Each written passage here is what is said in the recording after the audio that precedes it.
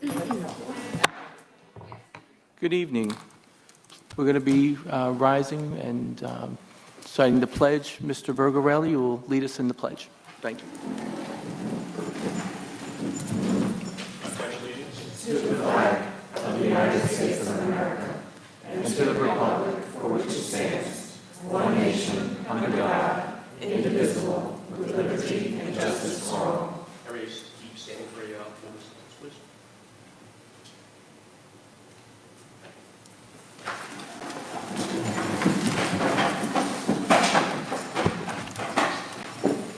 Roll call, please. Ms. Boulay? Here. Mr. Bergarelli? Here. Mr. Duray? Ms. Green? Mr. Howard? Here. Mr. Lamar? Here. Mr. Levinstein? Here. Ms. Paletti? Here. Mrs. Straight-Iron? Here. We're going to have public comment on agenda items right now. Just want to refer to the public comment procedure that's been in place for many years, specifically item number 7 and 10. I'm going to read them now. All statements shall be directed to the board. No participant may address or question board members or administrators individually. Number 10, speakers may comment on matters of public interest involving school operations and programs, but may not criticize or personally attack any person connected with the school district.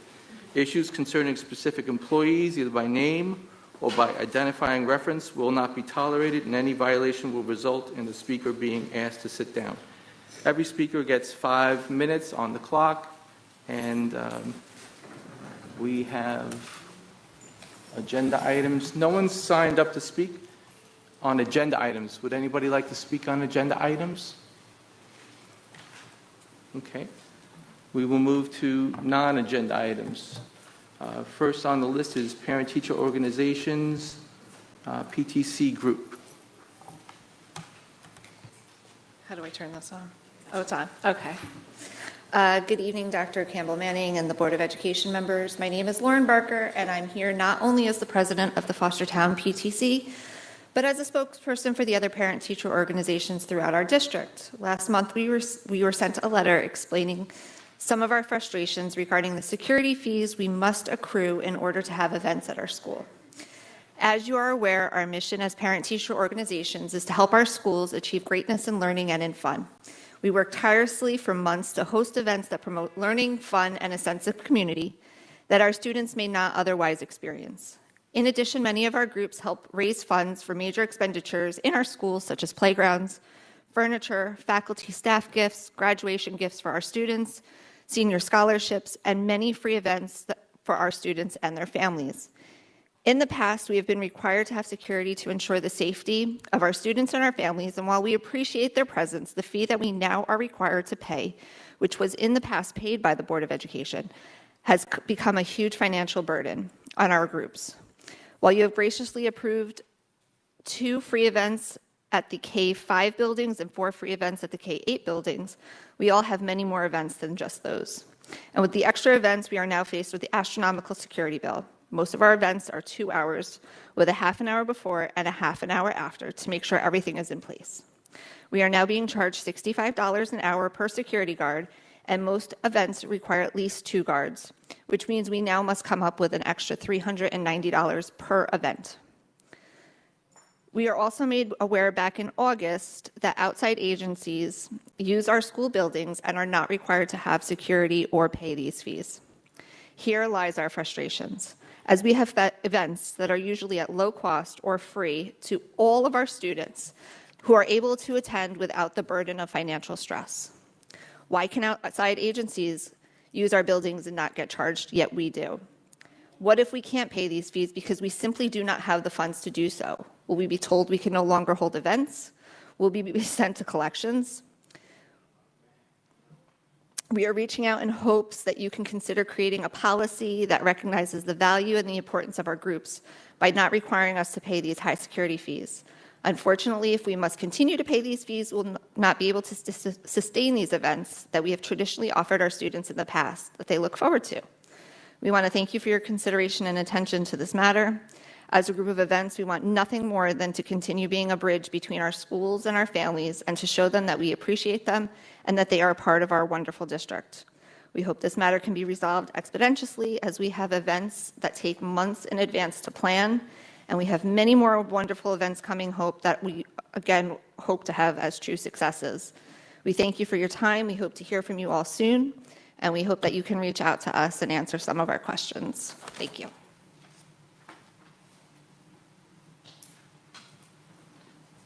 Mr. Andres Benitez.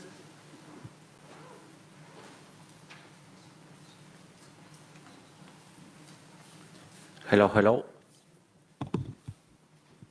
Hi. Hi, thank you, everybody.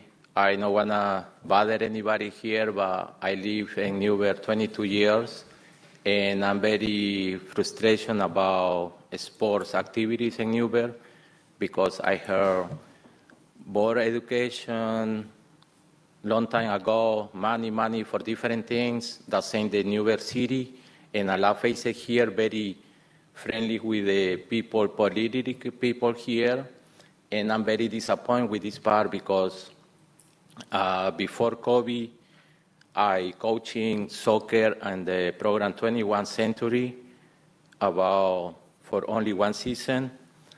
I offer my time volunteer. When I stay run the program and volunteer and pay because I love coaching soccer. And I hear you, the other coaches for the sports, talk to me receiving pay. So that's okay. That's good because I love soccer again. And that is the first part.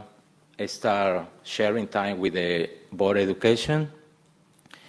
After that, I speak with this guy here, Mr. Howard. You remember me, sir? No? Oh, okay.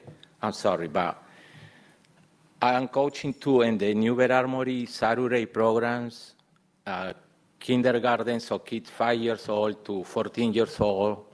And I'm very happy with Newberg Armory give me the opportunity.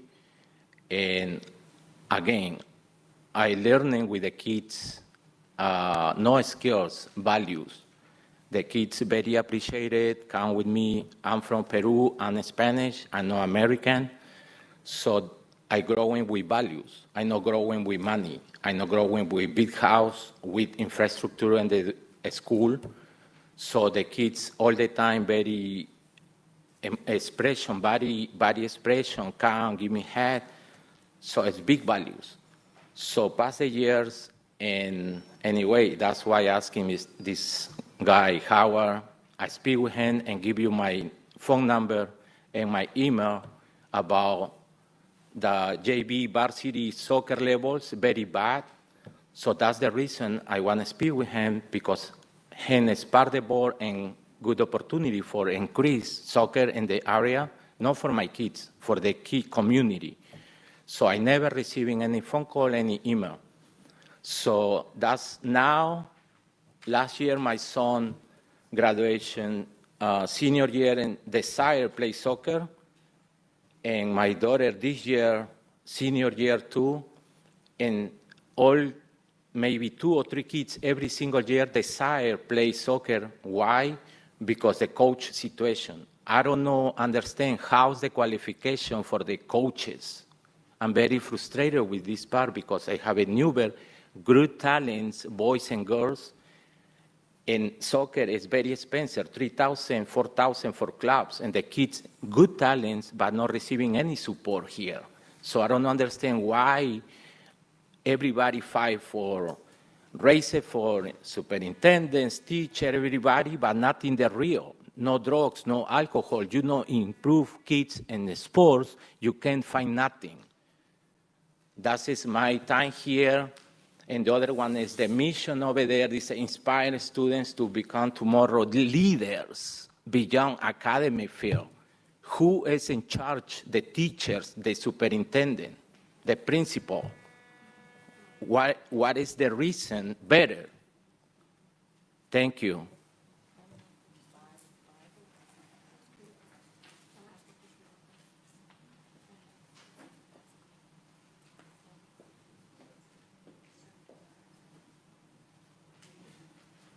Chris Ekis.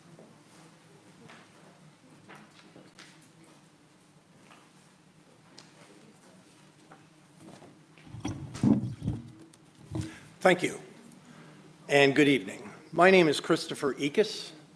I am a resident of the school district, a high school teacher for 40 years, a retired teacher from this school district, and I am currently the New York State Assemblyman for the 99th District, which includes the entire town of New Windsor, and that is a large piece of this school district.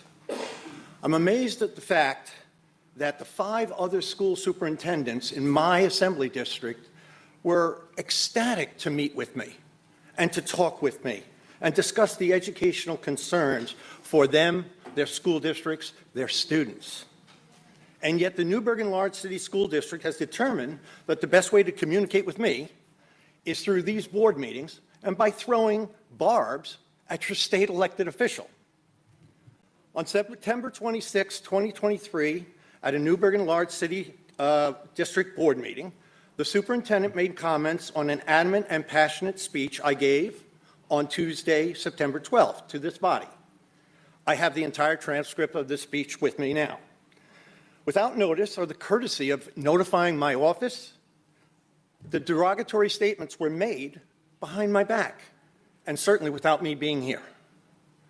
In her presentation, the superintendent stated, "It saddens and alarms me that an elected official would speak so adamantly in a way that confuses and upsets our taxpayers." In other words, somehow that I gave false information and confusing information on September 12th. I'm here to tell you the only confused and upset person from the deliverance of my speech must be the superintendent herself. Referenced in the superintendent's presentation was an additional $27 million in foundation aid received this year by the school district. This amount was litigated in a campaign for fiscal equity in June of 1993. And it took till this current year for this school district and every school district across New York State to receive the full amount. She stated in her presentation that she was informed of this money and amount in February 2023 and referenced the governor as a source of information. To have built a budget on speculation from a draft proposal is dangerous to the taxpayers of this district. I'm not sure that everybody is aware that that budget is voted on by the New York State Senate and the New York State Assembly, of which I'm part of. I also vote on laws which come down from the state to this school district.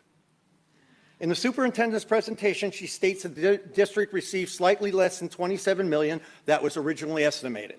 She is correct in that the amount was actually $26.833 million. And again, reinforces what I was saying about establishing a budget prior to knowing the exact amount. The budgeting assumption certainly put the district at default by $167,000. But this is a small amount because, as I had mentioned, I wanted to wait and see where this $26.833 million went in the budget. It didn't go in the budget.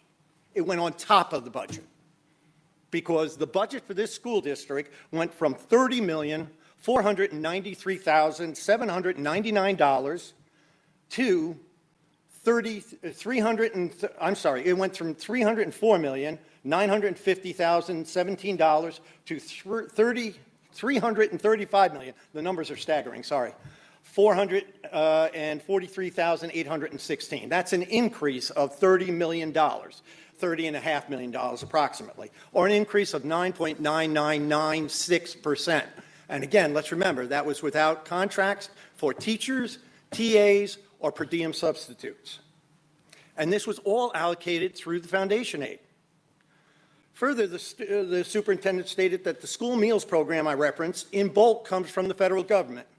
Well, if this were last year or the several past years, she would be correct. But it came through the federal CARES program, which no longer exists.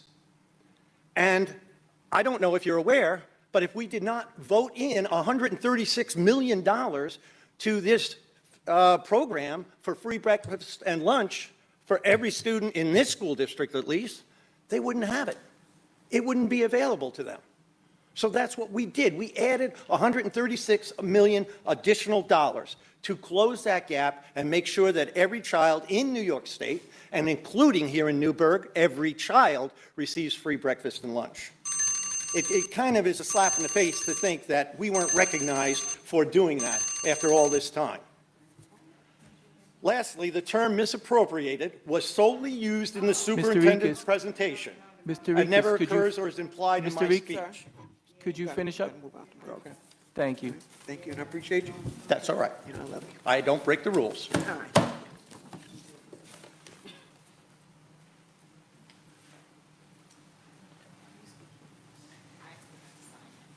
Hannah Knefik?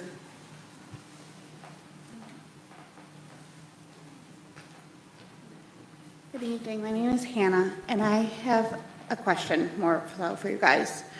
My daughter gets on between 17K and Herman Avenue, and it's a 4-lane highway. Every day, I am calling the police to monitor this bus stop. Cars are just passing through. My daughter is in 2nd grade. Too many cars are running these stop buses signs and not stopping. My road is a dead end.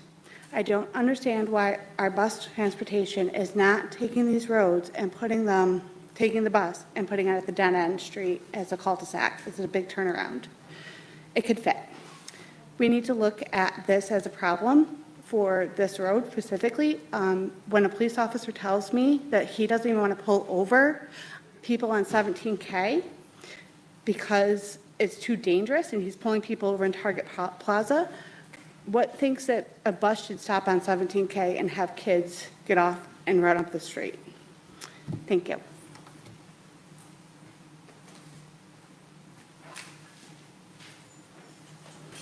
Would anyone else like to speak on non-agenda items?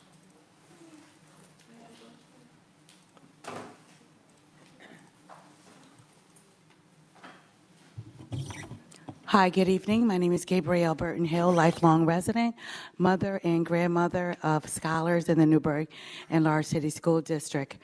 Mr. Eakes, I was going to respond to some of your comments, but my father taught me that once it leaves your mouth, it can never be returned. So maybe you and I can have a conversation separately. Secondly, I just want to thank the school district, in particular our superintendent's office, for all of the wonderful chat conversations that we are having. As a parent, as a grandparent, it is so important to be able to have access and direct communication with the school. And this is the first time that this has happened that I can remember on a scale like this. There were meetings here and there, but you are really intentional about communicating with the parents so that we can all work together. No longer can we work in silos. Growing up, it was the faith institution, it was the home, and it was the church, and it was the community, and we were all saying the same thing. We want what's best for our children, although we might have different thoughts of getting there, but we didn't do so disrespectfully. So downstairs, we were talking about phones and this and that, and those are great conversations. I won't go back to that. But what is the policy regarding the board having phones? What is the policy about recording meetings in the board? Because these things are important. We should not have an expectation of children if we as adults are not going to model those expectations. And shame on us for being so hypocritical. And another thing, I just find it really, no, actually I don't find it odd. I find it very disappointing that we're not giving our new superintendent or new people an opportunity to clean up some mess that they didn't bring and work together so that we can be better. Insults, and it was almost like a turkey picking, like picking at every little thing that I'm doing wrong, but never celebrating what's going right. So we can it's fine to have our criticisms, but let's just also be intent of finding ways that we can improve and work together. Telling me what's wrong with me is not enough. Having a conversation with me to get a solution is. And tearing each other down because we think we know all the answers and we don't, and we're all grand and great with all of our positions and titles is not enough. People should be respected as human beings. And if you got to issue with me, let's talk about it. I do restorative justice practice for a living. Right now, I have 10 beautiful students with LPP, teaching them conflict prevention, not just resolution, because some conflicts don't even have to happen. But if they do, let's do it respectfully. So I'm not going to continue to preach to the choir, you already know, but I hope that we can find a way to come out to these meetings that the superintendent is having and not just be a complainer, but also a participator, because I plan to do both. Thank you.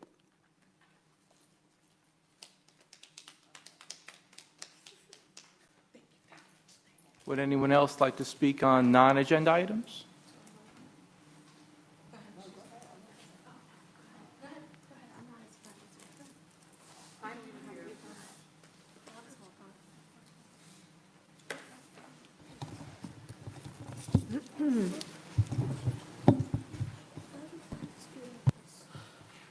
Hi, Tracy Wallace. I have 3 kids in the district. It's not really about my kids, but complaints that I've heard from other students in NFA, Maine. My daughter goes to North, but the complaint is that there are students that feel that they're being harassed by the security guards. My question is, I'm going to try to use my words carefully. Do security guards get trained with cultural competency? I don't know what the proper word is to where the students feel that they're being harassed by white security officers there. They feel like they're being followed. There's a student that I practically raised with my kids, who I live with, and she feels that she explained what happened. She explained that she was followed to the cafeteria. She tried to leave the cafeteria. The security guard got in her face. She tried to leave. The security guard would not let her leave. And she had to push her way out, and she got suspended for 5 days. I said to her, do you know what a DASA complaint is? Do you know what a form is? She said, no. I said, oh, do you want to go to the principal? She said, the principal was the one who suspended me. I said, did you explain what happened? She said, you can't explain. They won't listen to you. She feels this is not isolated to herself. She's afraid to speak up. She feels that I wanted her to come up here with me, but she is afraid. So my question is, how can we navigate the students feeling safe with the security officers, and how can they, and do you have seminars for the children that they know that they can make a DASA complaint, a harassment complaint against any staff member that's in their building where they feel unsafe, and where they can make a complaint and not feel that any retaliation is going to happen to them? That was all the comment I had for today.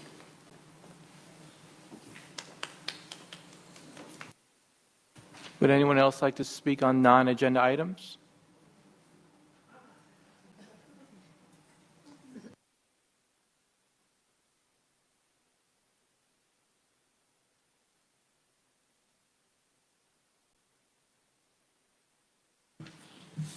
I found out that there was a board meeting happening, and I've been really trying to get the guts to come to a board meeting because I don't know what goes on here. But I'm a physician in practice, but I'm not practicing because I have 2 special needs kids who are in the system. I just wanted to bring some questions, not necessarily a complaint, but just something that you guys may think about, because I've gone to every angle that I could, every place that I can go, anywhere that I can get the information. I grew up in New Jersey. My kids are on the spectrum. And my experience here so far has been wonderful with when it first started. But, when I compare what's going on in other states with the special education system, I feel like this county falls a little short, and that's in no way, seeing that everyone's not doing everything that you can. But I just feel that maybe if you kind of open your mind a little and see what's out there, and we're so go-getting about everything else going on with the schools, with the kids, and I know that there's so many challenges out there, but if you can just get this, maybe the special education department, because the teachers are really working hard with them. These kids need that extra push to possibly, if someone makes that extra effort with them, they can have a possibility to have a functional life as well. And as a mother who's worried about that every single day, I am not working to push that for my kids, but every child may not have that. Every child may not have that parent who's given up their time. I have the luxury to do that, but they don't. And through my experiences, I went to the parent university. I was like, what more can we do for the kids? The classrooms, I realized the teachers can have more support. The one-on-ones, they're there, they want to do things, but they can have more training, more support. When you talk about ABA therapy, which has been a proven therapy for children with autism, and even the doctor that diagnosed her said, this is the only thing you should be doing for her, it's proven. When I talk about it with anybody, they're like, what's that? Our district doesn't do that. And I'm not trying to say try to implement ABA therapy in every single classroom. That's really hard to do. But at least give the information to the parents. They may or may not agree with it, but it's a possibility for them. It's a choice for the parents, for a chance for their kids to have a chance of a decent life. And when I went to the parent university, I noticed, me and another parent were here. We came for that purpose. One of the supervisors was explaining what ABA was to one of the other parents, and I realized her description of it was very like 30 years ago. And I said, my child is getting it at home, but it was through my effort, through my insurance, through my everything. I've set up a great situation for my daughter, but I wish that the other parents who are in my position would have that opportunity just by some information, which I didn't even get in the beginning. So I think the approach for special education, when you first find out a child has these needs, if maybe you guys could just sit there and kind of refocus on what can be happening, how you can guide those parents. These parents don't know ABA exists for them. Medicaid covers it. If they can get that at home, their kids can have an opportunity. The supervisor gave a very, very negative, harsh description of ABA, and I felt bad for the Spanish-speaking parents or the parents that didn't know what it was. That's the image they're going to take with it, and any opportunity they might have had for their child, they're not getting it. So when you compare it to Jersey, the therapies those kids are getting, you come back and you say, hey, is that happening here somewhere? It's nowhere. There's floor time therapy, there's ABA therapy, there are trips these kids make. These kids become functional adults, but it's with the effort that the educational system is doing for them. And here, when I talk about this, I talk to the school, I'm like, let's do something. Let's at least try to come up with something. They don't even know what it is. So we're just really behind on a lot of self-education with what's going on in this department. I just wish that maybe you guys could maybe even ponder on it or give it some thought, because my son is 4. He spent 2 years trying to find a spot in the preschool system here. I just get a no, there's nothing available. And what was available was not ideal for him. So I had to figure out myself. I drive my kids to Monroe. I drive him every day to Monroe. I stuck him in a private program, and now I'm at ease. But I take an hour and a half every day to drive my kids everywhere. So if you guys could just maybe think about that and put it in part of your agenda, it would be nice. Thank you. Thank you.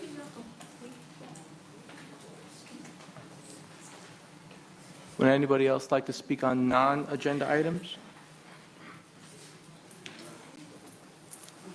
Hello, everyone. Good evening. I'm here to speak concerning some bullying issues. I've gotten messages on Facebook with some parents concerned about their kids being bullied in school. I'm not going to name the schools, but it is an issue happening in our schools. I tell the parents, they can call the principal. There should be, counseling there for their kids, so on and so on, that they can go and speak to. But a lot of parents do not know what avenues to take. So maybe if we can get some type of training or a Zoom meeting for parents so they can know, what roles to take when their kids are dealing with bullying. Also, about the phone issues, I don't think that it's a different day and age. It's not like, when you guys were kids, your parents sent you to school, you didn't have a phone, they could trust that you were safe totally different world we're living in. My son don't have a phone because he's 7, but when I do give him a phone, because of the child that I have, I need to be able to get in contact with him all day, every day, and know what he's doing. So can we figure something out to where the kids are allowed to keep their phones on them, and make the necessary phone calls that they do need to make? Also, there's a sheet that you guys send home every month with the kids. I know my son gets it in his folder. I don't know the exact name of the sheet, but it has like everything that's happening, like, within that month, whether it's January, February, however, whatever the month is. Can we get the board meetings put on that sheet too? Because a lot of parents don't know about the board meetings. They don't know that they can go, and view the board meetings on YouTube. So can we add that to that sheet so the parents can know that they can come to the board meetings? And that's it. Thank you.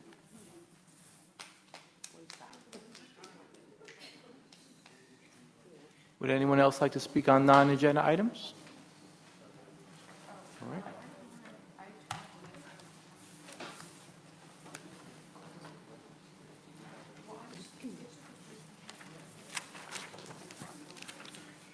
Be it resolved that the Board of Education hereby recesses into executive session for the following purpose. Matters made confidential under FERPA to discuss litigation before the United States Department of Education, Office of Civil Rights, case number 0223-1308, the dismissal of particular non-pedagogical employees, employment of particular pedagogical employees, collective bargaining under the Taylor Law, CSEA, NTA, and to obtain advice from legal counsel. Can I have a motion and a second, please? So moved. Roll call. Mr. Bergarelli? Yes. Mr. Duray? Ms. Green? Mr. Howard? Mr. Lamar? Mr. Levinstein? Ms. Paletti? Yes. Mr. Straight-Iron? Yes. Ms. Bullock? Yes. We'll be returning in approximately 1 hour. For the update on our capital projects. Thank you, Dr. Manning Campbell. This evening we have Carl Thurnau with us. He has been consulting with the district on our capital project now for about 10 months. And we also have with us this evening Mr. Rich Peckham, who is one of the executive principals at CSR, who will be here to review our CTE building progress with us this evening. So if you gentlemen want to step up.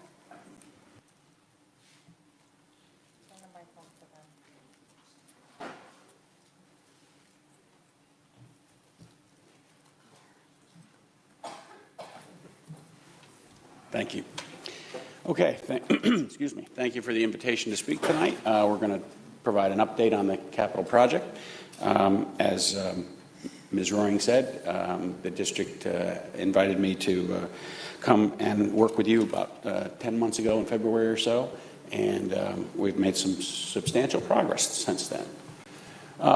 Where are we now? One of the things that I had talked to the board about previously, the superintendent and the board, was that the timing of the when the bond was approved and the current progress to date as of last February, there was a substantial amount of work to do yet, and relatively little work was accomplished at that time. And just through the escalation of construction costs over time, the district had lost some level of purchasing power. And my recommendation at that time was to increase the ability to get projects designed, approved, and under construction. So in June of 2003, the board did take that advice, and you acquired 2 additional architects to help with the design work, again, in an effort to speed up the design and approval process in order to get more work under construction and try and be as efficient as possible with the public funds and save based on the potential escalation over substantial periods of time that the bond was intended to cover. Additionally to that, in September, the board approved a new construction management firm, again with the thought that that would have the ability to allow the district to complete more work, have more work under construction at multiple sites at one time, again, to try and shorten that timeline. And with the new team on board, we have created new timelines and schedules, and we are now hoping and anticipating, based on the existing schedules, that the entire program schedule is now 3 years shorter than it would have been otherwise, and we are anticipating that that will help the district with those out-year escalation costs if we are now going to reduce that timeline by 3 years, and hopefully that will help recoup some of the costs that did slide when the previous amount of work was not keeping up with where we thought it should be. Again, we talked about this. The district had lost some buying power simply because the time value of money and the duration with which relatively little work was done. Additionally, during COVID, the district made a decision to discontinue a significant amount of capital work, and many districts did actually take advantage of that time frame when construction was deemed an essential need, an essential work by the New York State and the governor's office. Other districts did actually take advantage of that and were able to capitalize on that when kids were sent home. If you had projects ready to go, then you had an opportunity to capitalize on that fact that facilities were empty and would have been able to take advantage of that. Again, because of the fact that we didn't have substantial work in the pipeline at that time, then the district was not able to take advantage of that vacancy during the COVID period. Unfortunately, we are still experiencing significant lead times on materials and equipment in the construction industry, and you'll see later in the presentation that items like some HVAC equipment, electrical switchgear, which you will need a substantial amount of, as you'll see in a moment, some of those lead times are more than a year, and that's just the way the industry is right now. Manufacturers manufacture to order. There's no such thing as products sitting on the shelf anymore in many industries, and so once contracts are awarded and contractors make submittals and the architect reviews and approves those submittals, that's when the products can be released by the contractor for manufacturing, and so your manufacturing date starts at that point, and with a substantial manufacturing timeline of over a year in some cases, that's a significant contribution to delays in capital improvements. Here is a brief chart showing you where we are now. The orange bar at the top shows the projects that have been completed to date in both Proposition 4 and Proposition 5. The green line shows the projects in progress, and if we look at Prop 4, that's New Windsor, which of course was relatively recently awarded by the board, and then Heritage, Vales Gate, and the emergency concrete stairs at NFA. So those last three projects, Heritage, Vales Gate, and emergency concrete, Vales Gate and Heritage in particular are substantially complete, and we are working with the contractors to provide the final punch list and corrections so that those projects can be completely signed off. The emergency concrete stairs are in process. Stairs are being, the concrete is for the, there's 2 flights of stairs. One is being poured this week, and the next is scheduled for next week. And so that process is moving along as well. And then there's currently just over $100 million worth of work that is in planning and or at SED for review and approval, and that's the new CTE, Heritage roof, and some Heritage site work. If we add all that up, we're at $141 million. We estimate, based on hard costs to date, that we have spent $12 million plus in incidental costs, and that brings the total construction incidental for Prop 4 to $154 million. And then the next line is a 10% contingency. That number actually is a percentage of the green bar above. That 3.166 is, it's not exactly 10% of the 32 that you see in the green bar. That's because, again, Heritage and Vales Gate are almost complete, so we have a better handle on those contingency costs. So most of that contingency will be related to New Windsor. Similar to Prop 5, what we've completed there is 762, plus the green is underway is 3.4, and then you'll see that there's not a significant, there's zero showing right now for construction at SED and planning. That is because, again, the district did acquire a new architectural firm. They've done all their research to understand what design work is necessary in order to move forward with Prop 5, which is your HVAC work at the remaining schools. And so that work will be submitted in the near future after those designs are completed. But if you follow those numbers down through the remaining lines, you'll see that hard construction funds remaining for Prop 4 are $20.5 million or so, and Prop 5 is $44.6 million. The new Prop 5, the district again hired 2 additional firms to help with the timeline on architectural design, and Labella was hired to do the design work associated with all the HVAC. Their engineers have completed a survey of all of the schools that are intended to receive the new HVAC and air conditioning systems, and they have completed load calculations to determine which buildings require an upgrade in order to support that new HVAC. And you'll see in a moment why this becomes critical. Those are the Prop 5 schools and when we anticipate the work being done in those, so 3 in 24, 3 in 25, and 3 in 26. And the reason that they're categorized in those years, you will see, I'm going to skip ahead a slide. You're going to see this is the reason. So the first 3 on this list, Gidney, Meadow, and Temple Hill, you'll see on the right-hand side, no electrical service upgrade is necessary in those buildings in order to implement the HVAC proposal with the air conditioning. Their electrical service at 3,000 amps is sufficient to carry the load for the new equipment.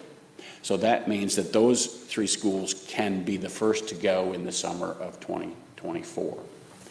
The next 6 schools all require an electrical service upgrade. And now note the bottom note, switchgear lead times is roughly 50 to 60 weeks.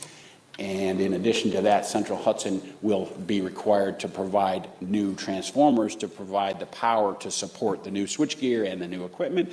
And they are running approximately 12 months as well. And so if either one of those entities have any glitch or any difficulty, if Central Hudson has difficulty obtaining transformers, or if the manufacturer has a production line issue, those timelines could slip. But that is the reason that the 3 schools without a need for electrical upgrade will be done in 24, and the other 6 will have to follow in 25 and 26, so that we have time to plan, get approvals, and manufacturing lead times for that significant electrical switchgear equipment. Let me back up. Again, that's those 6 schools, 3, and then 6 for the electrical upgrades. The Prop 5, just as a quick reminder, that all the new systems are intended to be integrated into the district's control systems. All instructional and workspaces will be air conditioned. Classrooms, offices, gymnasiums, cafeterias, and libraries.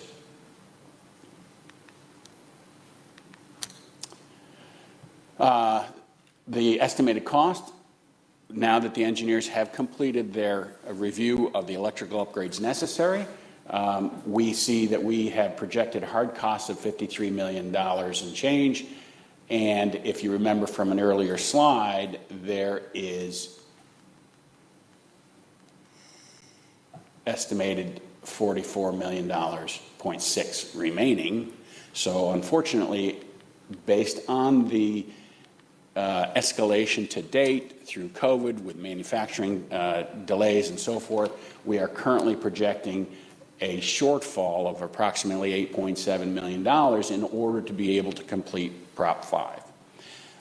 That's actually substantially better than we had originally anticipated based on I had previously discussed that on average it's 3% a year. I used to have access to all that data on a statewide basis at the State Education Department, and regardless of how we slice those numbers from the Labor Department, it was 3% a year.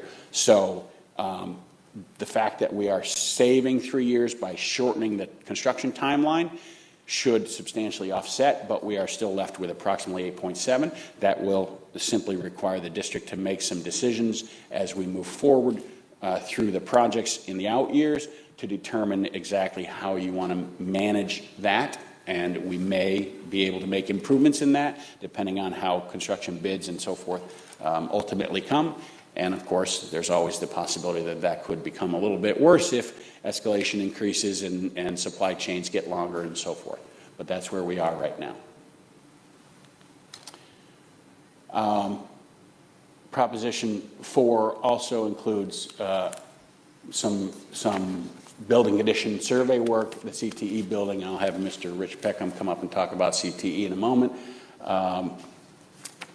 Again, we talked about, I mentioned that the Heritage Middle School addition and the renovation work there in the Vales Gate Classroom addition, and those projects are substantially complete. We are punching out those now. Punch lists have been developed. Contractors are working on punch lists, so those will be final very soon. The Heritage, because we had a substantial delay in electrical switchgear, we actually are holding the Heritage electrical upgrade until the summer of '24. We weren't going to be able, there was a risk that we weren't going to be able to receive the electrical switchgear necessary to provide the air conditioning in Heritage in time to install it for the opening of school. With that in mind, we couldn't rip out the existing switchgear and then hope that we were going to get the new switchgear in time to install it for school, so we had to hold and say, okay, we need to push the electrical switchgear for Heritage alone to the summer of 2024 to guarantee that we could use the existing equipment for this school year. And in fact, that's exactly what happened. We would not have received the new switchgear in time. Had we ripped out the old switchgear, there would have been no electrical power available in Heritage, and therefore literally we wouldn't have been able to use the school. Obviously that's not an option, so we played that safe, and that turned out, of course, to be the right decision. The new Windsor Addition HVAC has been awarded, and those contracts are pending, and site work is actually, or well, fencing to enclose the site is actually starting tomorrow, and that once that fence is up and the construction area is enclosed, then they can begin site work to get that project moving. Next, we're going to talk about CTE, so I will have Mr. Peckham come up. Thank you. Thank you. Okay, so, excuse me. I want to give you an update overall on where we're at with the design modifications and adjustments to the CTE building. Just a few of the parameters we're working under. The building's designed for students to be fully programmed in one building. So students will be in this building for the entire school day, not go between this building and the main NFA building. So to make that happen, we need science classrooms, art classrooms, resource classrooms, general classrooms, in addition to all those specialized spaces that we all recognize as CTE programs. One of the things that we just had a meeting on today that we're going to be working on and need to make some adjustments is actually how food service is being provided for the building. In a previous iteration of the building, when it was going to be a half-day program, the plan was that the students would eat lunch at the main campus. Now we have to be able to provide lunch for them at this building. Has a gymnasium, resource rooms for the students, then office staff or office space for the staff in the building. So a few updates. We revised the gymnasium design to provide better access and supervision so they can access the locker rooms directly from the corridor and not have to go through the gym to get there. We've been able to get more efficient with the building and increase the area available for actual academic programs from 76,000 square feet up to 81,000 square feet. That was being done while overall reducing the size of the overall building slightly. So that's a better, what we call net to gross ratio, where we're getting more usable space for the total building that we're building. We reduced some of the overall volume. Some of the shop spaces had ceiling heights that were were higher than what would be appropriate or necessary for the program that was going to be in those. And we've also worked with our structural engineer to revise the structural design to be able to reduce some of the construction costs. So just kind of looking at the overall floor plan, this is one section of the floor plan, and there's a number of spaces that really need to be on the first floor. Programs like cosmetology and barbering, where there'll be plans where the public can come in and receive those services through the program. One of the changes we made was we moved vet tech from the second floor to the first floor so they can take the dogs and pets outside without having to take them up and down stairs or the elevator. And that meant we had to move a program upstairs. So we moved the health services program upstairs because we couldn't actually enlarge the building. So those are some of the main elements of this area, the first floor. Then the long bar that you see here are really the traditional CTE construction type auto shop, welding, and then HVAC, electric, plumbing, and carpentry shops. These will all have open ceilings, high ceilings, to be able to provide those training in those programs. This is the revised gymnasium plan, which you can see the locker rooms will be accessible from the corridor. There'll be seating for about 500 people in the bleachers, and have an entrance from the main parking area going directly in here on the right-hand side for evening events to be able to do that. Full-size basketball court for competition. As mentioned, both boys and girls locker rooms plus PE offices in this area. Moving up to the second floor, at the far left side of this plan, you'll see a science classroom. And then a lot of the CTE spaces also have a general classroom associated with them.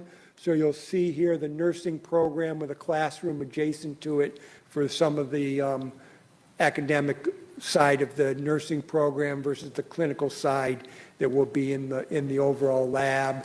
And then culinary is actually on the second floor here also, and then a series of regular classrooms for the rest of the classes that need to be taught in the building. Moving on to the other wing of the building on the second floor, there's the art classroom, there's a fashion lab, a series of computer classrooms, and then some resource rooms for special education purposes that are on this floor. Third floor has a couple other specialty spaces. Only part of the building is 3 stories high. You can see this section that's on the screen now is the only section of the building. There's actually 3 stories high and includes a couple specialized spaces in a photography with darkroom and developing photo lab, a series of 3 computer classrooms, and then a video production room. So this is kind of the photo and video area, and then other computer classrooms to support those programs and the overall building. So kind of looking at it, we have a series of meetings tomorrow to kind of fine-tune some of the work. We want to make sure that all of the spaces are providing the features that are necessary to deliver the program. And we've been able, as far as we've been able to refine it, we've been able to reduce some of those features. For example, the majority of the classrooms had shown a sink in each classroom. It was determined that the general classrooms don't need sinks. So we've been able to reduce some of that through this process as we go through. So we'll be revising the documents as we have more meetings with the staff and administration to fine-tune some of those details. And with the plan to submit to State Ed in January of 2024, we've had discussions with State Ed about granting us what's called a face-to-face review to expedite the review at State Ed. They have not made 100% commitment to do that, but they've said that they will entertain that request. So the goal is to bid in the March-April timeframe so that we can start construction in June after contract award, all leading up to the key date of occupancy in September of 2026.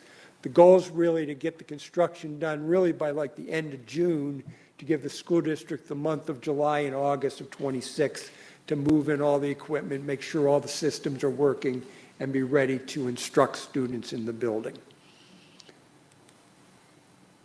I don't know if this goes back to Carl for the rest of Prop 4. Thank you. So, kind of in summary, once you move into the new CTE building, there are some spaces in existing NFA, excuse me, that will become vacant and can be renovated and created other purposes. So that work would be at that point in time. There's also some building conditions survey items that are intended to be done with some of those remaining funds that we talked about at the beginning. And that work will be prioritized where HVAC work is happening in Prop 5 because it's just a quirk in state law. Much of the building conditions survey work is site work, deteriorated sidewalks, stairs, driveways, things of that nature, and there's no state building aid on site work alone, and so it is in the district's best interest to make sure that you tie that site work to an eligible project on the building, and all of the HVAC projects are eligible projects, and therefore you also obtain state reimbursement for the site work when it's tied to an eligible project on the building. So that's why the work would be prioritized to move along with the building conditions survey needs at each of the buildings that are having HVAC work done to the extent possible with the money available. And with that, we'll open it up for any questions you might have. Board members, do you have any questions? Mr. Levinstein? Thank you. Thank you, guys, for that report. It's very informative. I just have a couple of questions on the CTE. With the changes now that students are going to be there the whole day, and I'm guessing that we have to have classrooms for the core subjects now that may not have been included before.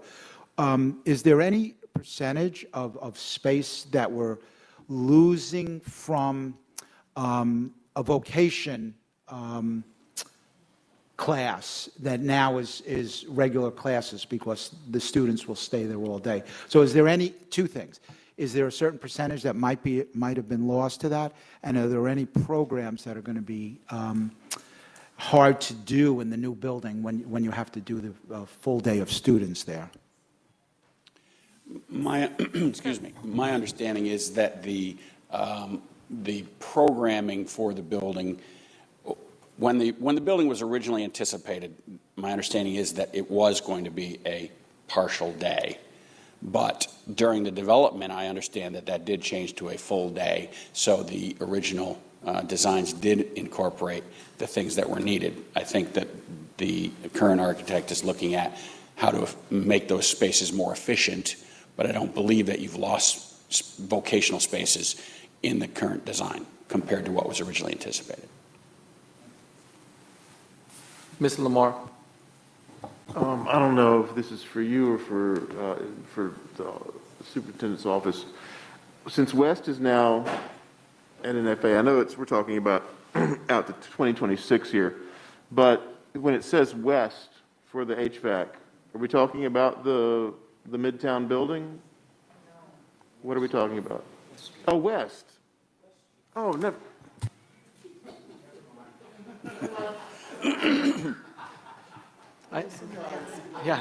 I have a question. What's the total CTE building budget now, and how does it compare to the original as approved by the voters?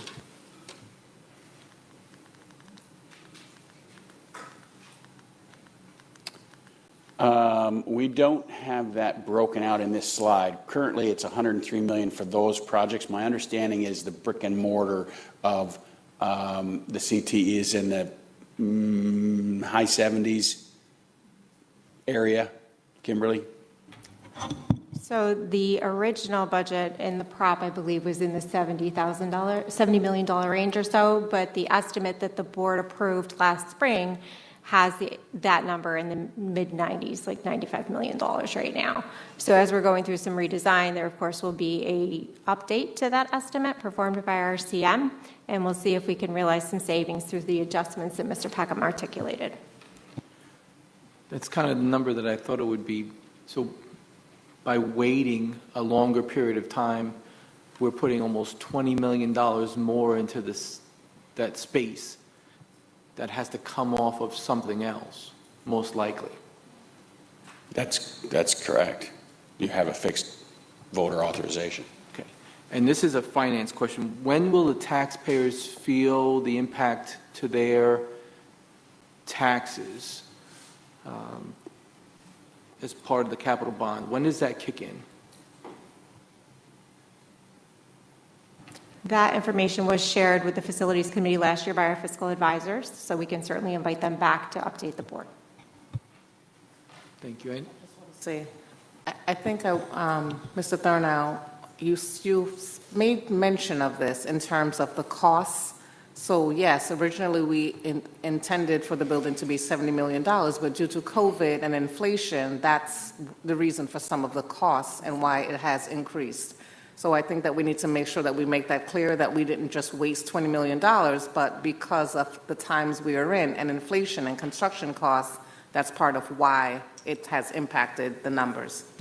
That's absolutely correct. And that is another important reason you heard Mr. Peckham talk about reviewing structural systems to make them easier to erect and complete the structure. He talked about reducing the volume of the building. So by reducing the volume of, the ceiling heights, et cetera, that's less construction material that you need, and over time, less space that gets heated and cooled and so forth. So there have been a number of efforts to try and compensate for the increased costs that we've experienced over time.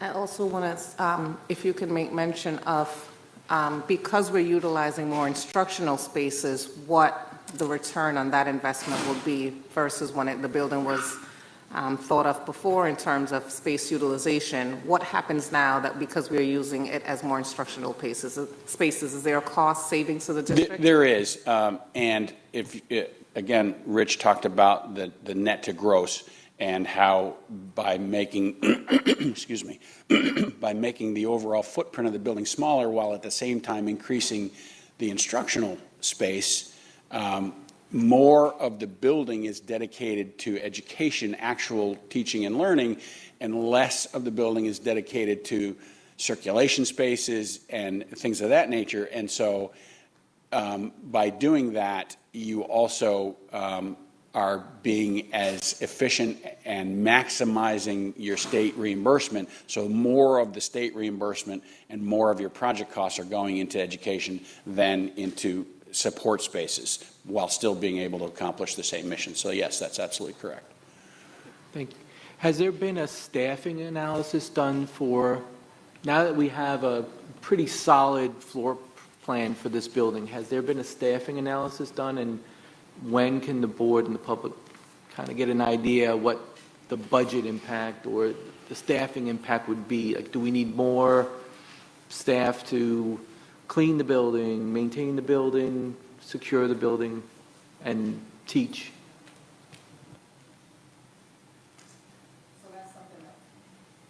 That's something that we can definitely look into. I know that we have had those types of conversations, but we want to make sure that we give you an up-to-date cost, particularly since we are now moving into a different redesign in terms of efficiencies and programmatic options for the building. So that's something that will ordinarily change based on what we had given before. So we'll give you an update to that soon, and the public, so that the public can also understand what's happening in the building.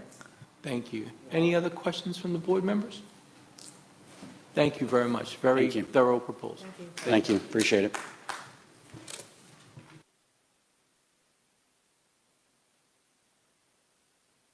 I'm good. That concludes my items for the evening. Thank you both.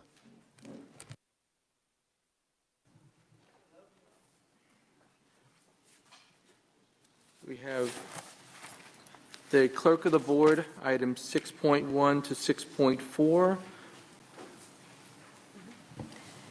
Thank you. Yes, separated? First, let me announce it. Okay.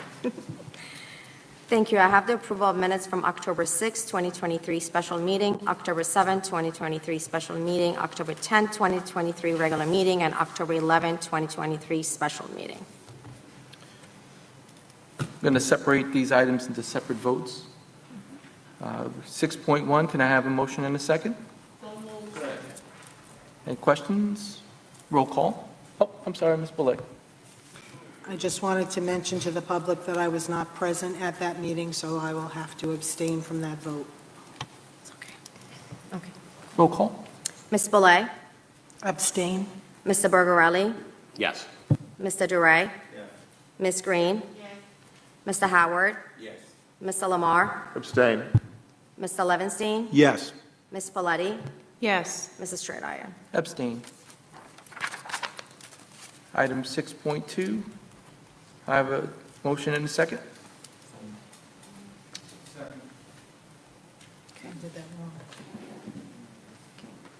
Okay. Roll call, please. Mr. Bergerelli? Yes. Mr. Duray? Ms. Green? Mr. Howard? Mr. Lamar? Abstain. Mr. Levinstein? Yes. Ms. Paletti? Yes. Mrs. Straight-Iron? Abstain. Ms. Boulay? Abstain. It passed. 6.3, can I have a motion and a second? Questions? Roll call. Mr. Duray? Ms. Green? Mr. Howard? Mr. Lamar? Yes. Mr. Levinstein? Yes. Ms. Paletti? Yes. Mrs. Straight-Iron? Yes. Ms. Boulay? Yes. Mr. Bergerelli? Yes. Item 6.4, motion and a second, please. Second. Roll call. Ms. Green? Mr. Howard? Mr. Lamar? Yes. Mr. Levinstein? Yes. Ms. Paletti? Yes. Mrs. Straight-Iron? Abstain. Ms. Boulay? Yes. Mr. Bergerelli? Yes. Mr. Duray? That concludes my items. Thank you. Thank you, Mr. Votny. Item 7.1, President's Update. The only thing I'd like to say is I continue to look forward to working with this board for until next June as president of the board, and to work for the students, the staff, the parents, and the taxpayers. Item 7.2, resolution to adopt the policy on the first reading, policy 2160, school district officer employee code of ethics. Can I have a motion and a second? Second.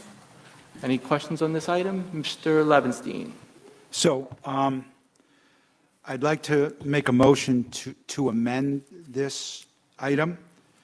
So what I'd like to do is to amend this to remove what is striked on this already and return the time frame back to 90 days. So what that does is change this back to the original wording that was in June of this year.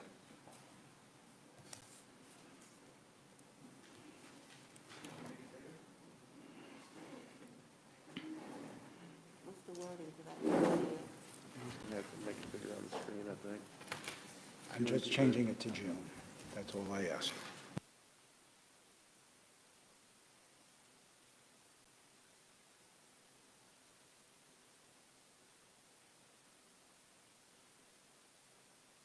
Mr. Shaw, I have a question. I don't think this ever passed. So currently, I believe it is at 90 days right now. So what would be changed? You're just taking out on number 2, the strike through? No, there were two things done in July, and one was what I added on, which legal said is not enforceable. So that's striked out of this now. And there was also the change for 1 year, from 90 days to 1 year, was approved in July. So I'm saying I'd like to make an amendment. It wasn't approved. It never went through, it was voided because of In- it never passed. Currently, the policy sits at 90 days. No. The proposal that we're putting back on is the 1 year after vacating office instead of 90 days.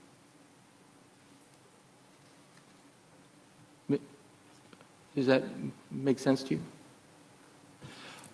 I thought it was changed, but if it wasn't, then I would like to amend the proposed change to go back to June wording, which would take out the striked lines and leave 90 days there.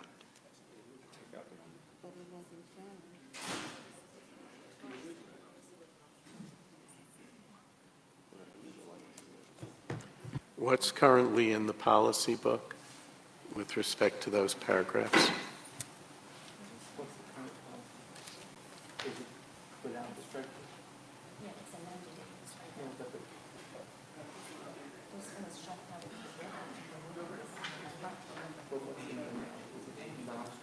What's the number? 2160, right? Go here. May I do you mind if I said something? So I know that when we first brought this up, that legal indicated that there was something wrong with this policy, and we were waiting to go back to policy committee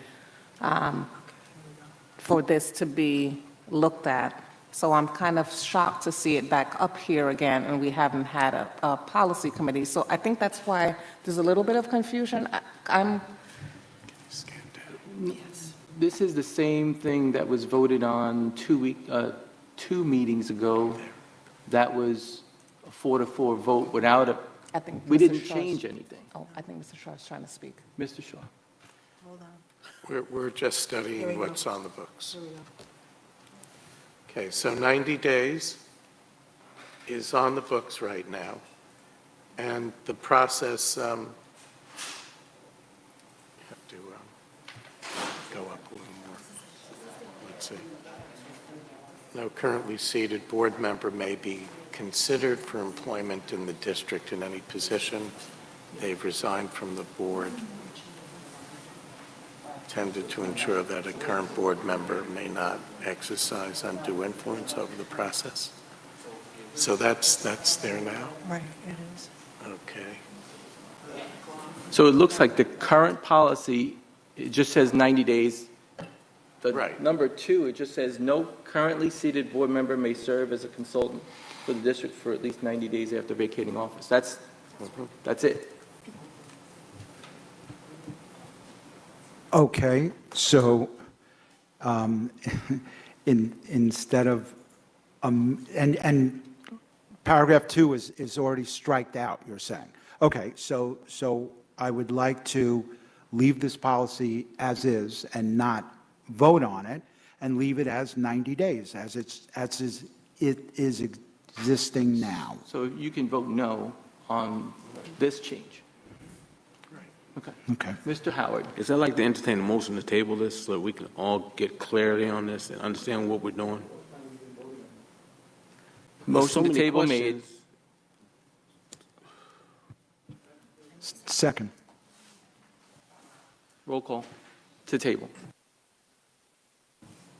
Mr. Levinstein? Yes. Ms. Paletti? Yes. Mr. Straight Iron? No. Ms. Boley? No. Mr. Bergarelli? Yes. Mr. Duray? Yes. Ms. Green? No. Mr. Howard? Yes. Mr. Lamar? No. Table. I got 5 yeses. Motion to table. Approved. 7.2 has been tabled. 7.3, committee assignments. Can I have a motion in a second? What's that?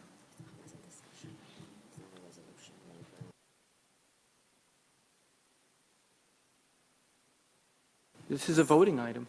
You had it as discussion, but if you want to make it to voting, you can make it. It has to. To put it to a resolution, that's fine, but you had it as discussion. Can we open up the attachment so we can read it?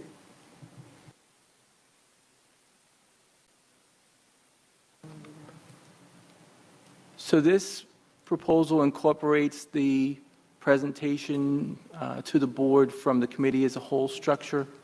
It keeps the same format. It just adds at the second board meeting of the month the exceptional learners as part of the committee of the whole.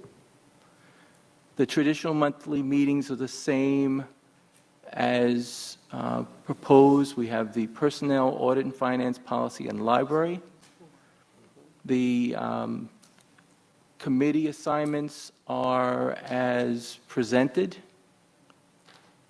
Are there any questions or discussion on this part of the proposal? Mr. Bergarelli. Yeah, I propose to maybe amend this to change some of the seats around. What are your proposals? In personnel and chair, or personnel, the chair of that, I suggest moving Mark into the chair of that, just because it's, no offense to Ms. Boulay, just first-time member, maybe they should not be the chair of such an important committee. So keeping, everyone on listed in the same, keeping them on the committee, but swapping Ms. Boulay and Mr. Levenstein, so making Mark Levenstein the chair. Ms. Boulay, do you have any comment on that?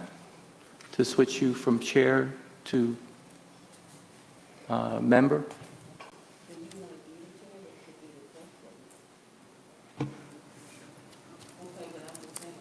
I very much agree in the procedural right in the policy for the board president to assign these committees. Therefore, if I am asked to do something outside of what the board president has assigned, whatever that is, whatever committee, then I'm going to have to say no to serving on the committee for that procedural reason. The reason why I put Ms. Boulay as the chair of the Personnel Committee, because she has a degree in that field and has a very long experience in the HR division, where she worked previously to being a teacher. And I believe that experience would be a perfect fit for the chair of the Personnel Committee. Does anyone else want to say anything? Mr. Levenstein. So firstly, please understand, I didn't ask for this. And the only comment I'm going to make is I don't think that the chairperson of the committee should be a person who has brought a legal action against the district, including the assistant superintendent of human resources. I really think that's not a good choice in that. Mr. Shaw, does the committee assignment as a chair preclude somebody from holding that role if they have a legal action against the district in any form? Is there a consensus of the board to waive attorney-client privilege for me to answer that here? Roll call for consensus to waive attorney-client privilege. Roll call for the board to waive attorney-client privilege so that Mr. Shaw can answer that question.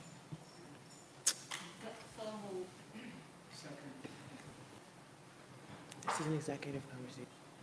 Mr. Shaw, would you, I'm sorry to interrupt, but I almost feel, before we vote, that this is a conversation for executive session. I almost feel like this should not be for the floor. Just my 2 cents. At this point, Mr. Bergarelli, what is your proposal again? Just to switch? To switch? It was to, keep the same members on the committee, just moving Mr. Levenstein into the chair spot and keeping Deb on the committee, but then I also had suggestions for two other committees as well. Oh, we'll just tackle this one first. Yep. So we have a second on that? A second to switch and put Mr. Levenstein as the chair and Ms. Boulay as the member, but not the chair.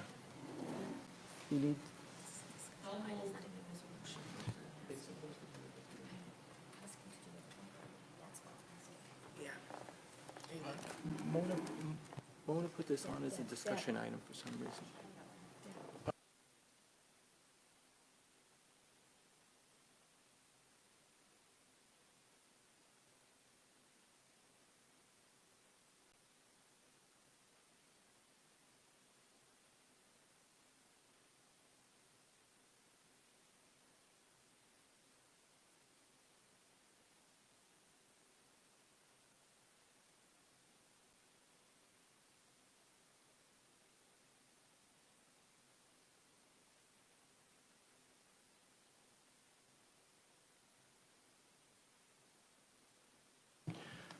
Right now, this is on the agenda as a discussion item. In order to vote on these changes, we need to move it to a resolution item. So can I have a motion and a second to move this to a voting item, a resolution item?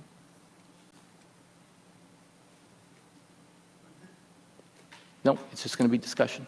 All right, so this is what we'll do.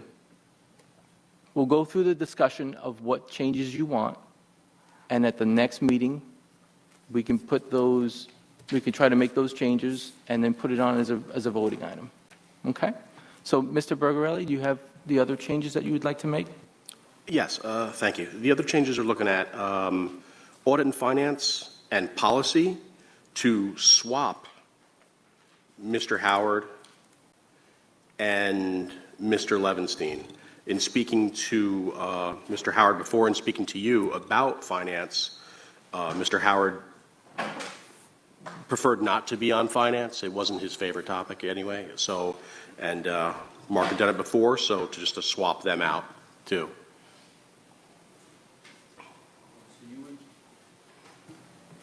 Are you saying to put Mr. Howard as the chair of the policy committee or just on the policy committee? As chair in policy, yes. Just to swap them directly out where they are listed on those committees. Okay.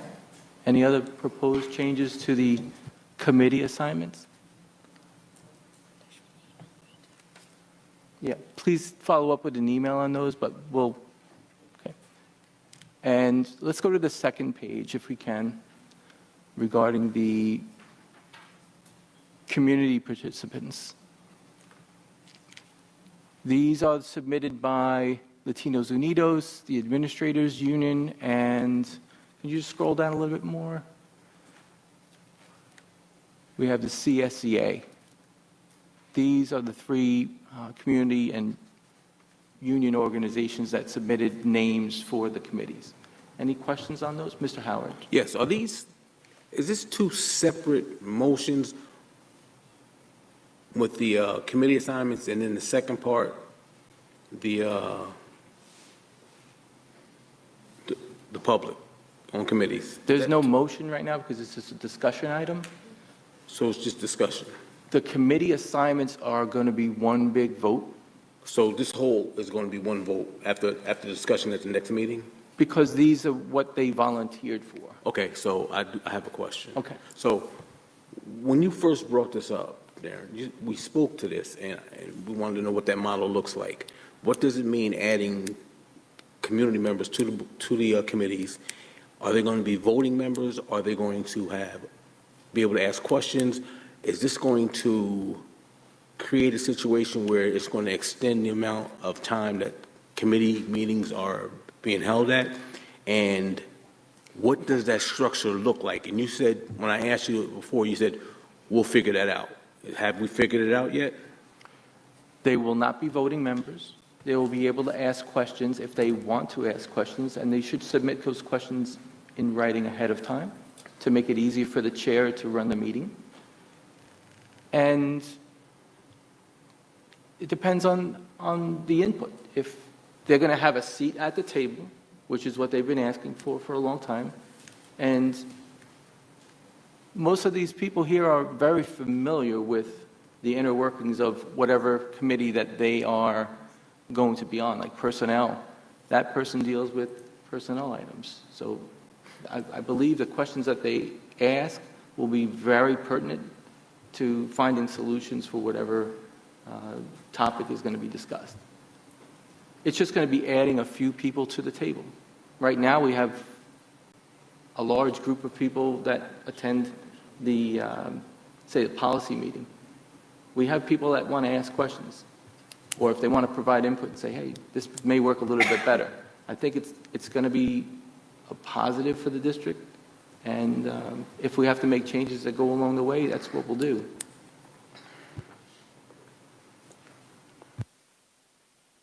Mr. Levinstein. Thank you. So I do think it's positive to have community input. But I think we need to have the guidelines set before we jump into this. And I'm good with this. And just one thing I recall in the committees that were on previously, just using the NTA as an example, they would have one person that came to religiously to the meetings, whatever committee it was. So they were well versed in it, and they understood that particular committee's work and decision making and all that. And I felt that it was good. But yes, they had to sit in the back, and yes, they couldn't speak or ask questions. But so I do think that that's a good idea. My question though is, you kind of mentioned that any organization could submit people or can do it. Is there a limit? Or, I mean, we can't, there has to be guidelines and regulations and rules set prior to saying, let's make this happen. At what point do we draw the line? This is where when you try new things, you have to see, these people are interested in participating. I reached out to at least 4 or 5 more organizations than responded. They weren't interested. That's fine. But maybe they'll be interested later when they see progress being made. So we have to see how it goes. Maybe it doesn't work, but this is what I believe would help the district, and if it's something that's positive, that's great. Mr. Howard. Did you reach out to the Ministerial Fellowship? If they want to participate? No, I don't know. I don't know that organization. That would be something that if we can put out an email or put it on the website, I don't know that organization. My point is, and we had this conversation when you brought this up the last time, I understand what you're saying about being inclusive and including people, but when you pick specific groups and don't include other groups, you're really being exclusive. And I'm not finished. And I think it's a better idea if you put that. So did you put that offer out in the community, and how was it put out? I had people reach out to me from organizations, and then other organizations that have come to the meetings more than just once. So if that organization would like to participate, if you can get in touch with them and they can submit names similar to the ones that we have here, I would be very happy to entertain that. That would be great. So this is a living list. It can grow. It can grow. It can get smaller. We don't know. Is there a cap? If you want to make a cap, you can make a cap. I'm just curious, because I just want to have people that want to be here. Mr. Bergarelli. Yeah, I definitely like the idea of including people to ask questions. Will there be a time limit on these people asking questions at the meeting so we don't really drag out the meetings if we have a lot of groups added? Who will, we have some members, they gave you names, this person's going to be there. Do they always have to have a representative there? Will there be someone filling in for them? Whoever is voted on is the only people that can attend those meetings. As far as time limit, I think these people are professional, Everyone's going to be professional. We're not here to waste time. So, Understood. I mean, believe me, I see Ms. Hobbs here. She knows time limit. So if she had to be at those committee meetings, she would make sure there's a time limit. So a chair needs to make a time limit too. They have to run the meeting.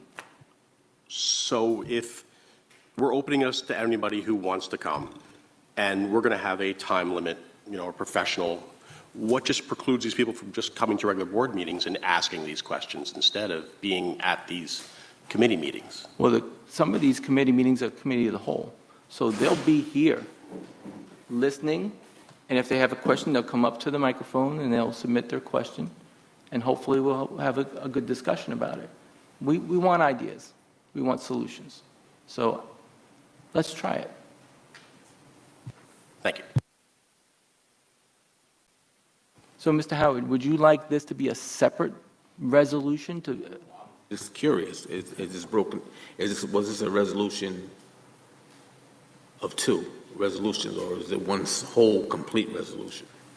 Yeah, the complete list. So if there are other people that would like to submit from other organizations, maybe we can do something on the district website. I'm not sure how we can reach out to the community, but it's a living thing. If we have more people that want to be included, the more the better, but there's going to be some professionalism that's going to understand we're not here to waste time. So let's see how this goes. So with all those proposed changes, we'll come back to the next meeting, which is November 14th, and we'll have a resolution to be voted on. And if there's any amendments there, we'll make an amendment. Okay?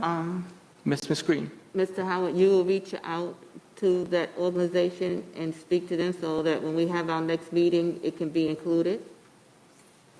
Yeah, I can do that, yes. Thank you.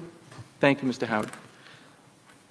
Item 7.4L, Regents Review for June and August. We received some information from the superintendent that there's going to be a presentation in November for not only this item, but also for state testing and for all groups. So we look forward to that, and that concludes my items. Assistant Superintendent for Human Resources. Thank you, Mr. Stridiron. On the Human Resources agenda tonight, we have items 8.1 through 8.20 for your consideration. Would anyone like to separate any of these items? Ms. Boulay. I'm sorry, 8.9 and 8.11.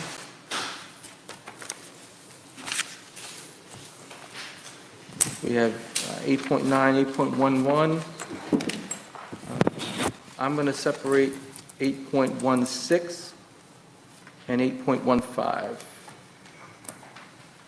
Anybody else? Okay. So we are going to make I need a motion and a second for items 8.1 through 8.20 minus 8.9, 8.11, 8.15, and 8.16. Can I have a motion and a second?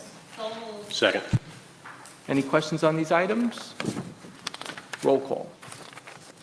Mr. Lamar? Yes. Mr. Levinstein? Yes. Ms. Paletti? Yes. Mrs. Stridiron? Yes. Ms. Boulay? Yes. Mr. Bergarelli? Yes. Mr. Duray? Yes. Ms. Green? Yes. Mr. Howard? Yes. 8.9, resolution to approve and appoint acting principal K through 12. Can I have a motion and a second? Second.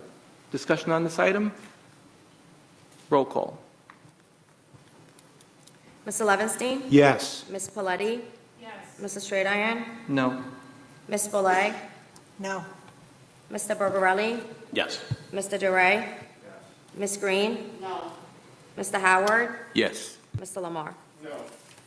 It passed. 8.9 passed. 9 passed. 8.11, resolution to approve home teacher appointments for the 2023-24 school year. Can I have a motion and a second? Any questions on this item? Ms. Boulay? Are all the people on this list certified? Yes.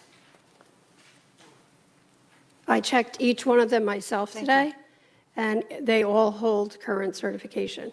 Thank you. You're welcome. Any other questions? Roll call? Ms. Paletti? Yes. Mr. Straight Iron? Yes. Ms. Boulay? Yes. Mr. Burgarelli? Yes. Mr. Duray?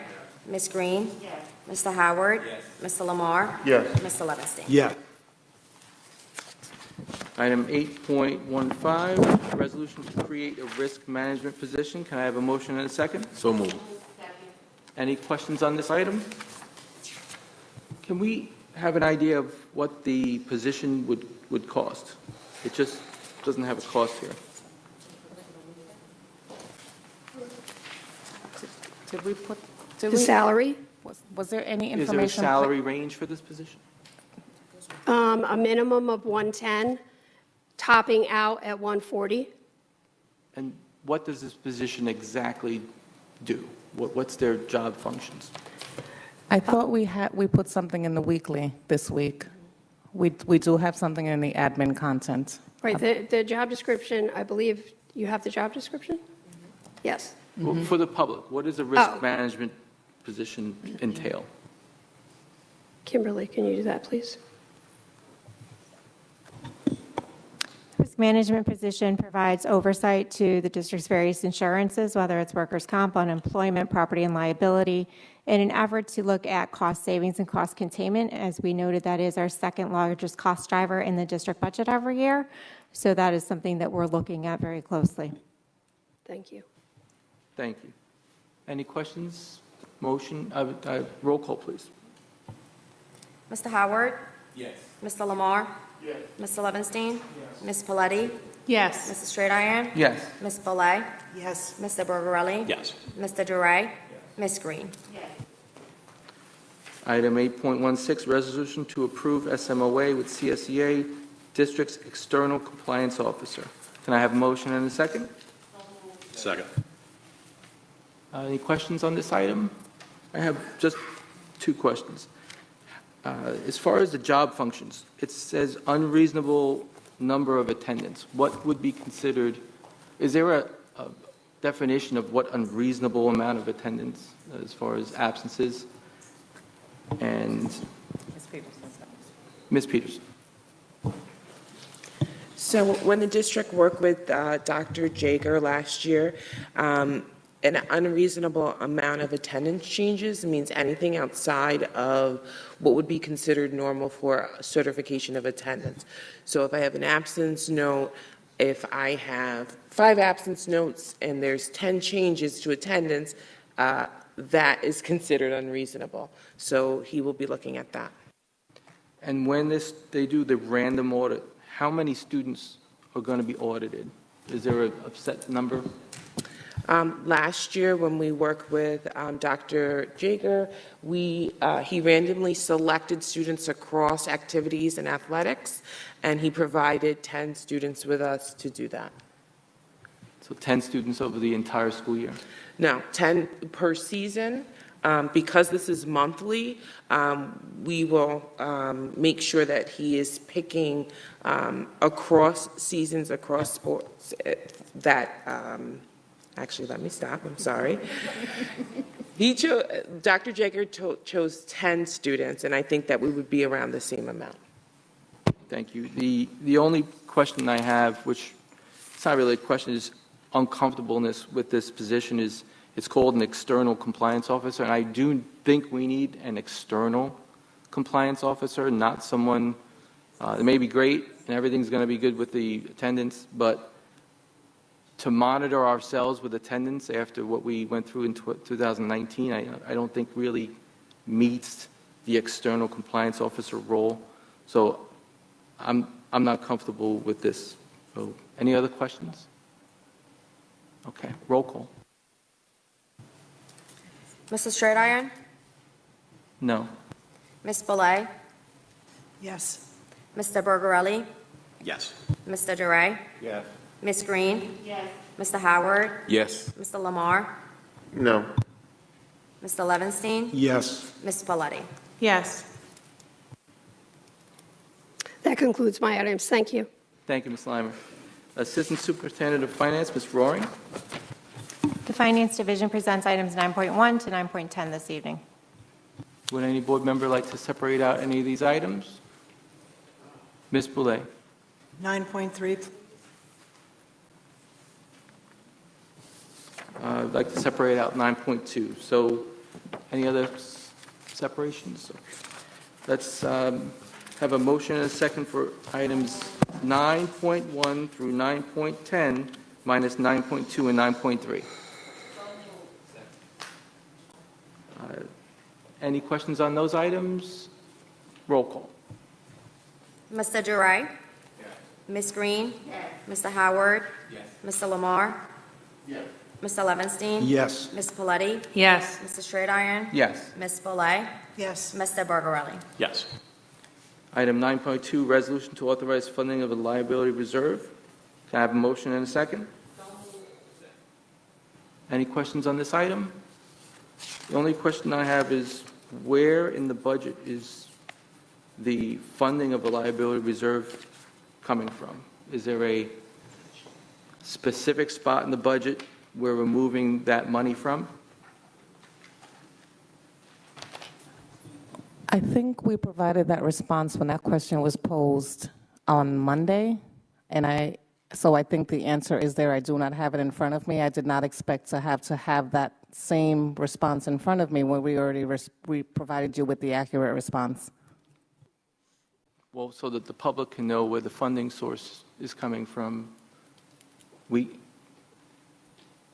It's not just the board members that should know. But it's an executive content.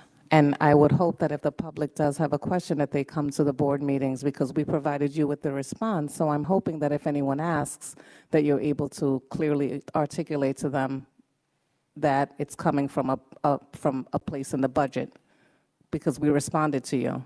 So if we're providing responses to questions, it's unfortunate that we have to come out here again and, respond to the same question that if we knew that we had to respond to it on the floor, then we would have the information on the floor.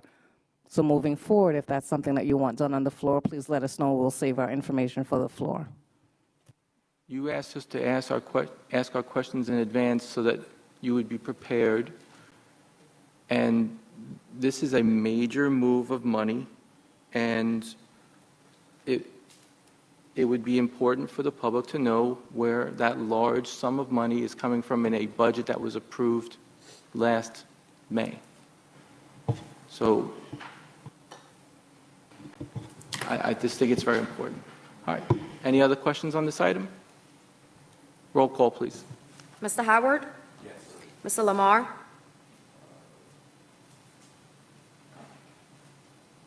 Yes. Mr. Levinstein? Yes. Ms. Paletti? Yes. Mr. Straight-Iron? No. Ms. Boley? No. Mr. Bergerelli? Yes. Mr. Duray? Ms. Green? It passed. Item 9.3, resolution to authorize the 2024-25 budget development calendar. Can I have a motion and a second? Any questions on this item? Ms. Boulay.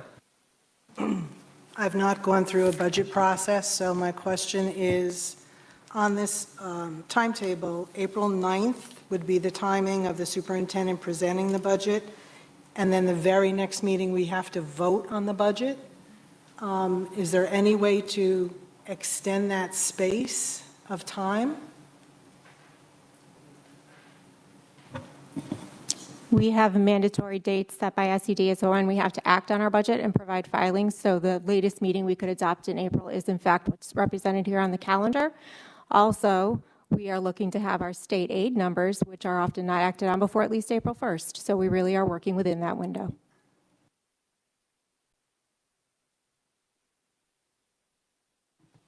Any other questions? Roll call. Mr. Levinstein? Yes. Ms. Paletti? Yes. Mr. Straight-Iron? No. Ms. Boley? Yes. Mr. Bergerelli? Yes. Mr. Duray?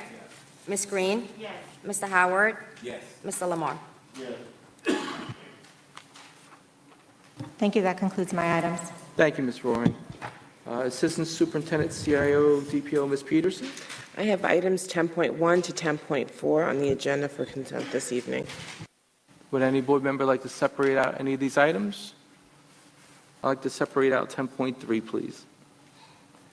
Can I have a motion for 10.1 through 10.4 minus 10.3? Any questions on those? Roll call. Mr. Bergarelli? Yes. Mr. Duray? Ms. Green? Mr. Howard? Mr. Lamar? Yes. Mr. Levinstein? Yes. Ms. Paletti? Mr. Straight Iron? Yes. Ms. Boley? Yes. Item 10.3, resolution to authorize the superintendent of schools to execute a contract with CDW government. Thank you. Can I have a second, please? Second. Any questions on this item? I have one question which I asked in advance. How many laptops were repaired last year under those conditions for the accidental damage? We're still currently processing laptops that are from repair from last year. It is an ongoing battle in terms of usage and accidental damage. I can get the appropriate numbers and put them in the weekly. So this contract is for $180,000 for repairing laptops over a 3-year period, I believe?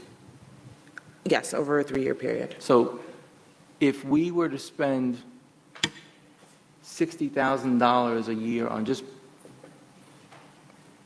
purchasing new laptops instead of repairing them, you'd get new laptops. That's why the number is very critical, how many laptops we repaired last year. Because if it's not costing $60,000 a year to buy new ones.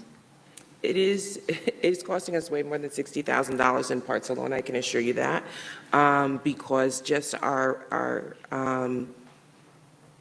screens, different things. I'll give a report to the board in the weekly so that you can see the breakdown of cost. Accidental damage for a school environment is common. Students drop things all the time, though unintentional, and this is a way for us to be able to save the cost of a close to $450 Chromebook. Each one of our Chromebooks costs that amount. So I will give a report to the board on those things. Just Ms. a quick Green. question. So, Mr. Howard had his hand up first, and I'll go after. Mr. Howard. I'm curious, does this warranty cover lost laptops? Not lost, just accidental damage. Just accidental damage, okay.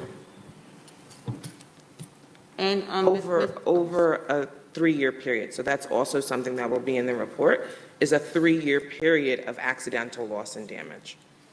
And manufacture, as well as manufacturer defects. And Ms. Peters, it is your opinion that it's better to have this in terms of repairing as opposed to purchasing new ones?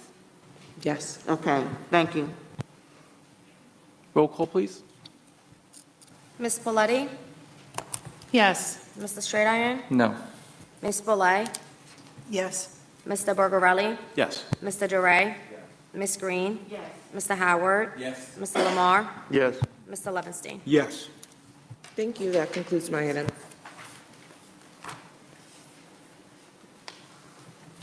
Thank you. Assistant Superintendent Curriculum and Instruction, Elementary.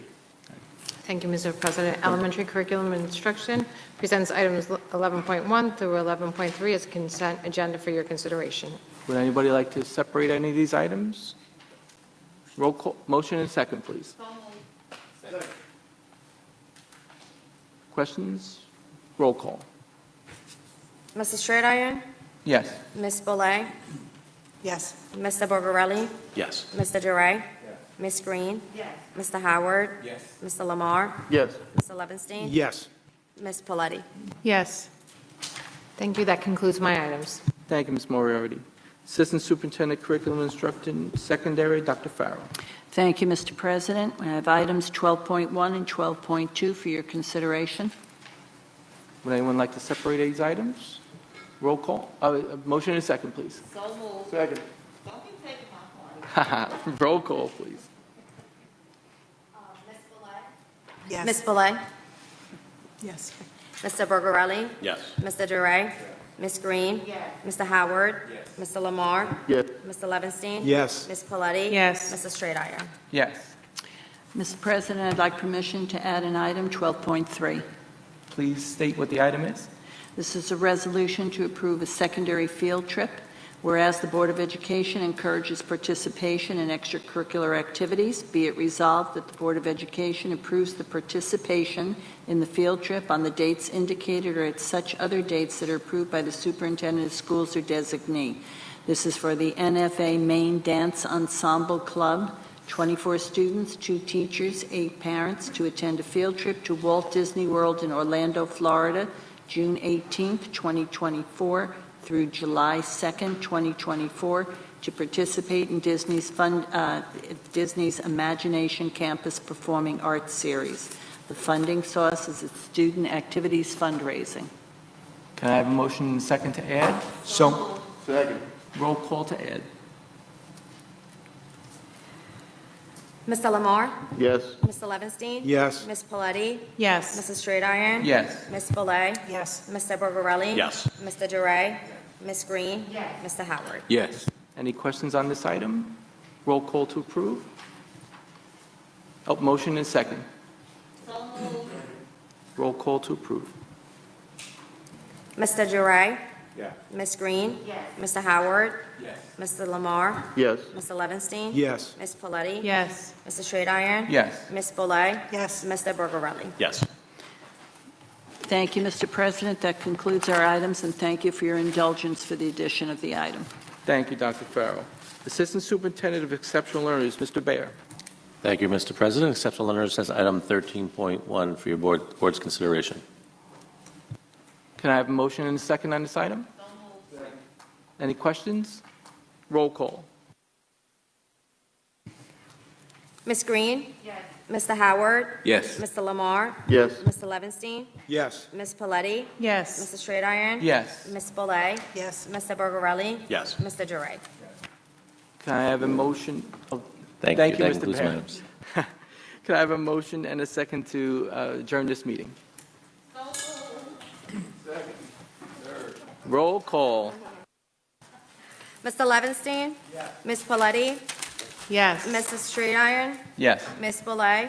Yes. Mr. Bergarelli? Yes. Mr. Duray? Ms. Green? Mr. Howard? Mr. Lamar? Wait. Thank you. Ms. Haywood, congratulations. Thank you so much for stepping up to do this for us.